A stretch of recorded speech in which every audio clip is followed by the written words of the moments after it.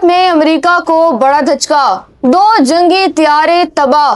Kuwait के आसमान पर 2 अमेरिकी F-15 फाइटर जेट्स गिरकर तबाह हो गए हैं। कुवैत की वजारत दिफा ने तस्दीक की है कि अली अल सालिम एयरबेस की ईगल F-15 करीब अल जहरा के इलाके में अमेरिका के 2 ताकतवर तैयारे क्रैश हुए हैं। सोशल मीडिया पर वायरल वीडियोस में तैयारों को आग की गोले की तरह जमीन की तरफ गिरते देखा जा सकता है। खुशकिस्मती से दोनों तैयारों के पायलट्स और क्रियो मेंबरान बरवक्त इजेक्ट करने में कामयाब रहे और पैराशूट के जरिए जमीन पर बाहिफाजत उतर गए। मुकामी लोगों ने एक पायलट को बचाकर महफूज मुकाम पर मुंतकिल किया।